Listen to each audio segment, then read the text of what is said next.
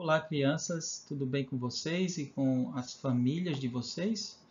Vamos hoje para mais uma história bíblica no Novo Testamento. Vamos falar sobre o milagre de Jesus na festa em Caná da Galileia. Você encontra essa história em João, capítulo 2, nos versículos de 1 a 12.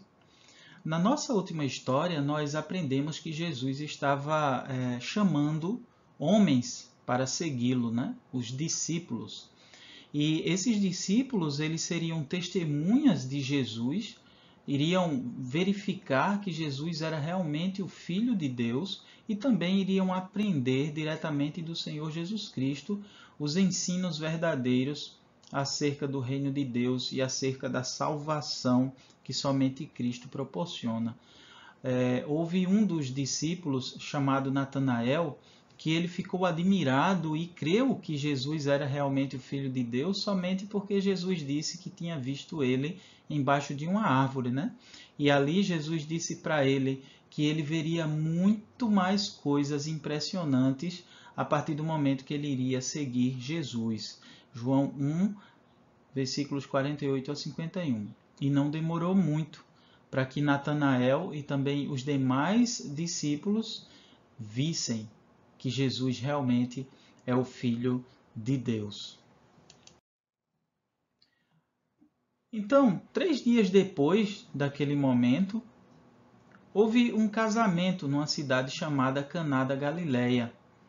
Maria, a mãe de Jesus, estava lá e Jesus também foi convidado para participar desse casamento junto com seus discípulos. É importante destacar que os casamentos naquela região do Oriente Médio, eles costumam durar cerca de 7 dias, algo completamente diferente do que o que nós estamos acostumados aqui hoje, né? Que a noiva chega, tem a cerimônia de casamento, depois tem alguma comida e o casamento acaba, né? Tudo acaba. Mas naquela região chegava a durar cerca de 7 dias a festa. Então, era uma festa que era organizada de tal forma que nada deveria faltar durante a festa, né? Nenhum tipo de comida, nem bebida. E era realmente uma questão de honra para a família dos noivos providenciar tudo aquilo que os seus convidados iriam precisar durante aquela semana de festa. Tudo então estava indo muito bem até que o vinho acabou. Com certeza a família dos noivos ficou bem preocupada, porque seria uma situação muito embaraçosa para eles.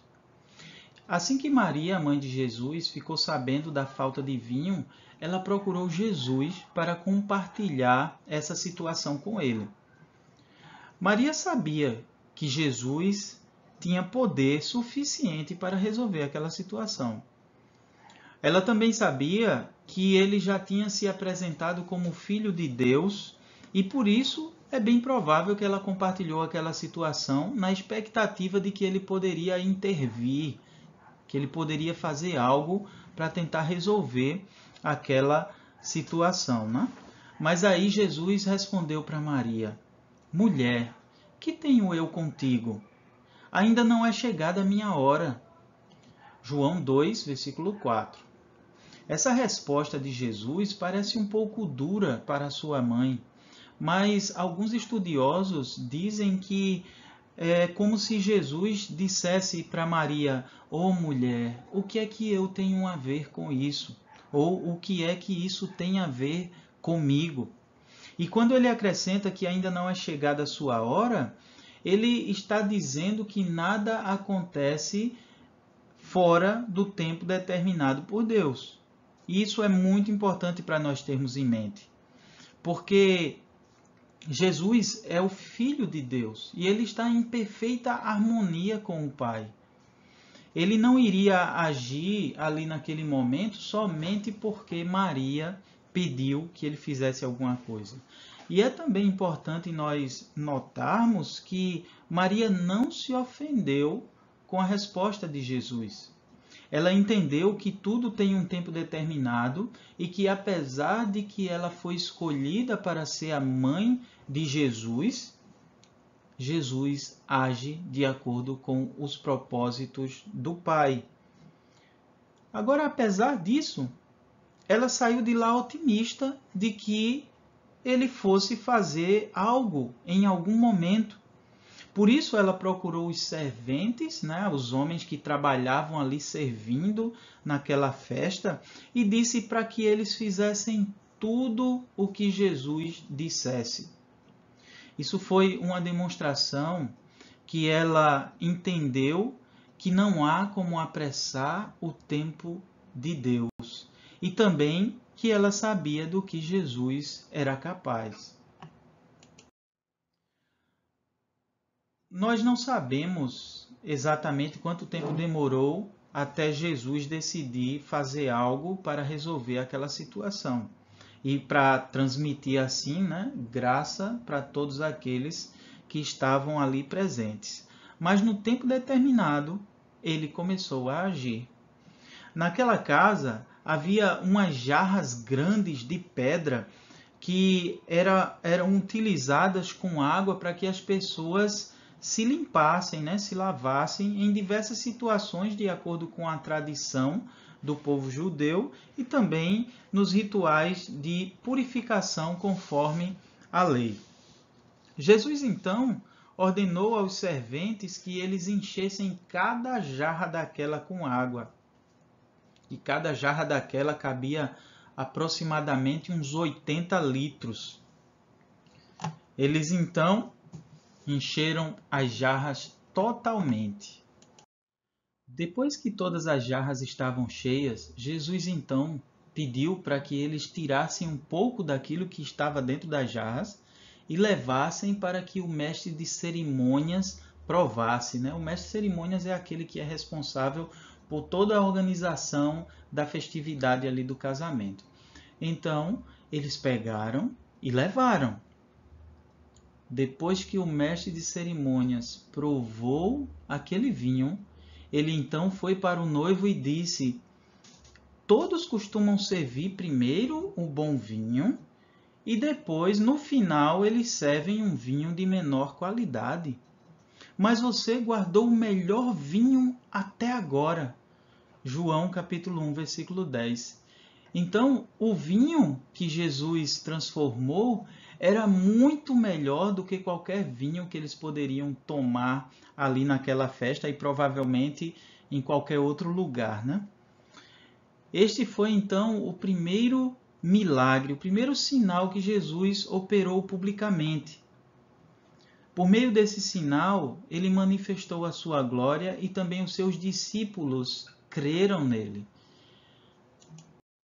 É importante nós entendermos que nenhum dos milagres que Jesus realizou, ele o fez somente com o propósito de satisfazer o desejo das pessoas. Jesus não é como um gênio da lâmpada que a gente lê nas fábulas daí, né? Que eles realizam o desejo, qualquer desejo que as pessoas pedem. Todos os sinais que o nosso Senhor Jesus fez foram realizados para que as pessoas crescem que ele era o Filho de Deus e que assim os que crescem nele tivessem a vida eterna. João capítulo 20, versículos 30 e 31. E aqui nessa história não foi diferente. Apesar de que Jesus mostrou a sua graça para com os noivos, resolvendo o problema da falta de vinho, o seu objetivo era mostrar que ele é o Filho de Deus. E ele tem domínio sobre todas as coisas, inclusive sobre a natureza, sendo capaz de transformar a água em vinho. Aqui nesta história, Jesus providencia para os dias restantes da festa de casamento, né, um pouco mais de alegria.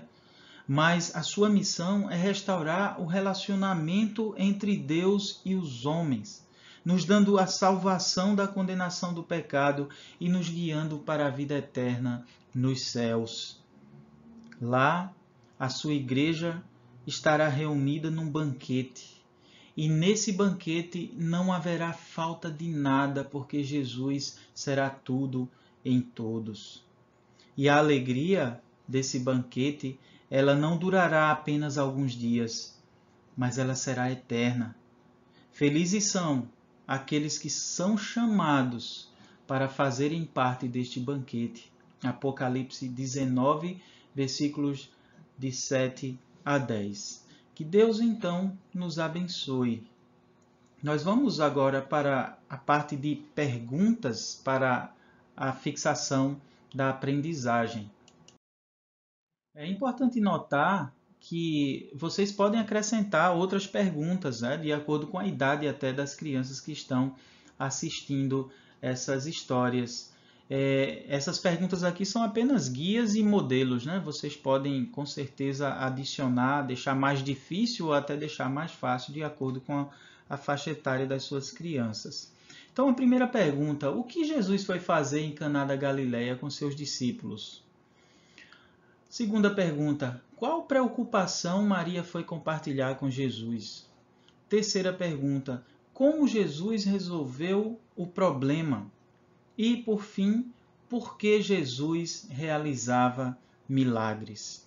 E nosso último slide,